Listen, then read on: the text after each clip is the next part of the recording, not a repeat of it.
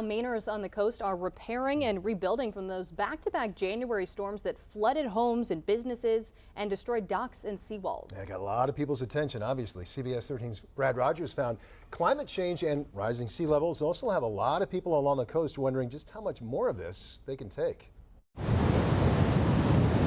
There's no taming Mother Nature. When Tom Burns was a young boy, his dad built this cottage in Ocean Park on land that was once a marsh. And they just simply filled in the marshland, as did people who moved there subsequently. During January's record high tide, half the cottages here, including Tom's, got a foot or more of water inside. An astonishing 4 feet of floodwaters on West Grand, Temple, and Winona along this creek. It just acts as a feeder into those back swamps that are behind, most of the cottages in Ocean Park. The creek and marsh that run through Ocean Park has flooded many times before, but never like it did on January 13th. But that record high tidal surge didn't come up over the sand dunes. Instead, it came right up Goose Fair Brook. The water got so high here that it spilled its banks, sending water pouring into Ocean Park. We couldn't cross West Grand. The water had risen that quickly and was moving that quickly. I thought it was literally going to knock me down. Lori Gramlich says several Ocean Park Association buildings flooded, including the post office, soda fountain, and library. And then this is our children's room back here.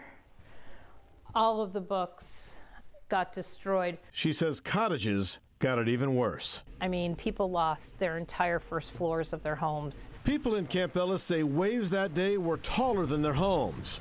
Over the last 50 years, they've lost 38 homes to the sea. Well, this is where the seawall, I think, was most compromised. With sea level rise and stronger storms, David Plavin fears the sea may one day take his home. Yeah, I think that's in the back of people's minds. He hopes an Army Corps of Engineer plan to build a new jetty and bring in 300,000 cubic yards of sand will protect his home. It's going to make a massive difference if we get all that sand in here.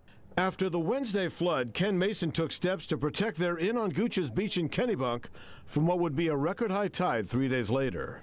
We had friends down there with shovels and sandbags. We did put sandbags in front of all the rooms and boarded them up. Saturday's storm destroyed the seawall and sand dunes, protecting the Seaside Inn, and flooded their basements. Saturday was devastating. Before the storms hit, you had a lot of protection out here. We had 30 foot of dune and the town seawall. At high tide now, there's no beach left. The Seaside Inn opened in 1667. It's been in the same family all these years.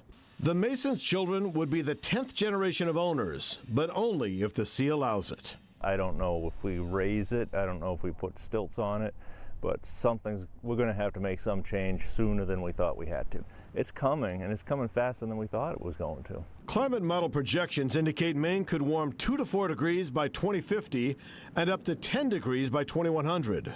And with the rise in temperature, you get the melting of the ice, the rise of the sea level, and you get more hurricane events. Climatologists say on its present course, the Gulf of Maine will rise 1.5 feet by 2050 and 4 feet by 2100.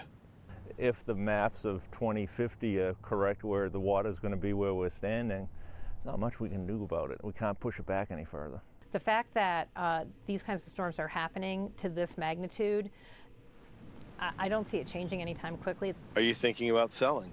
I am, yes. I've had enough because it's going to cost $40,000 to $80,000, according to my Google searches, to raise the cottage. Is it worth it? And I see no end to it. Tough choices ahead for anyone on the Maine coast. Brad Rogers, CBS 13 News.